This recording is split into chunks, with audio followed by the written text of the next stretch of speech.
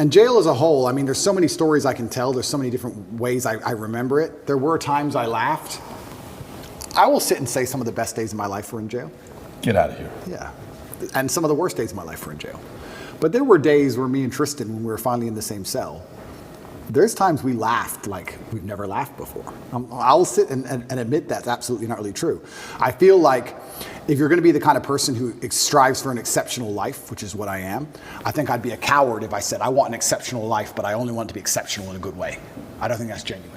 I want an exceptional life. And exceptional means away from the norm. And away from the norm means flying your Bugatti on a jet to Dubai and taking your own plane to meet it there. And it also means a Romanian dungeon with cockroaches on New Year's Eve. They're both exceptional experiences.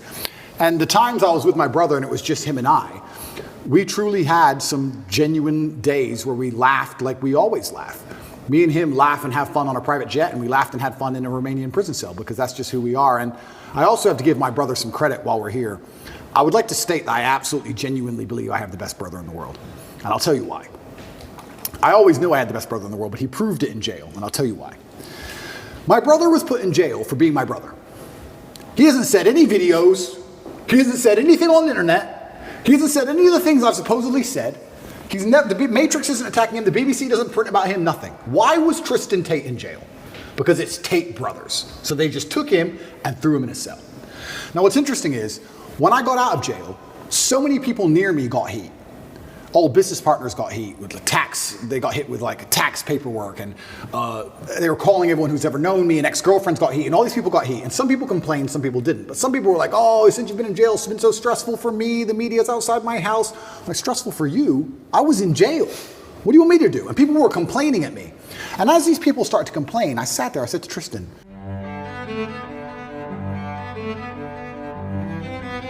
so like we all know, the social media influencer, Andrew Tate, who was accused in Romania and who had to spend 3 months in a Romanian prison, was granted bail and then had to be put under house arrest. And so people are kind of interested to know how his whole life was, how the time he spent in prison, in a Romanian prison, went. If there's one person who really understands how to do interviews like this, is Patrick Bet-David. So he flew all the way from America to Romania just to meet Andrew Tate and to have a conversation with him. I think it was a very, very productive conversation because it gives Andrew Tate the time to share his experiences and also inform the viewers. And Patrick also took some time to ask Andrew Tate some very important questions about things that people would want to know. So let's watch. You got thrown in jail purely for being my brother, and never for a fraction of a second did you even moan. Not even for a fraction of a second did he say, oh, they only put me here because of you. Why am I here? I'm innocent. This has nothing to do with me. Nothing. In fact, he said the absolute opposite. He said, I am so glad I went to jail with you. I would be furious if they sent you here by yourself. If they're going to lock you up, they better lock me up. And there was a time, about 2 months in, because there's less media pressure on Tristan, they were talking about releasing Tristan first. And he was saying, no, I won't leave without Andrew. Going down with the ship. I won't leave unless my brother leaves. Wow. I won't leave. And he was telling the guards, I won't leave. Keep me here. I'm not leaving. And they said, the judge says you have to leave, you have to leave. He goes, then I will stand outside the gate. I will sleep outside. I ain't leaving this jail. And our lawyer said, well, we can make an appeal to just release you because there's less media scrutiny around you. And Tristan's like, no, Andrew's in jail, I'm in jail. Like I've always said on this platform, that when you have a guest on your show, it is your responsibility to give the guests the time to explain themselves. When you have a guest on your show, people don't want to hear your opinion, you as the host. People don't care about you. People care about what the guest on your show is going to say. People watch your shows because they want to hear what the people you brought on your show are going to say. So if you invite somebody and instead of letting them talk, you just talk over them, or instead of letting them explain themselves, give their own part of the story, you just came in with irrelevant information and just trying to make them look bad. I think that is a very, very bad approach. I believe it is not a good approach to try to target or corner your guest. The interview that was done by the BBC was so poorly researched, was so poorly done that the BBC itself had to delete it because Andrew Tate destroys them. In fact, the little credibility that they had was totally destroyed by Andrew Tate. Andrew Tate made sure that everyone understood what was going on. Everyone understood the motive of the BBC, and everyone came to realize that even though the BBC pretends to be a fair organization, they are so biased and one-sided. Because just imagine if you've seen the last interview that was done by the BBC, you see the line of questioning.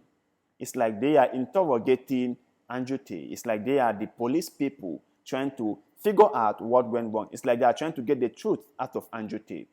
That shouldn't be their job.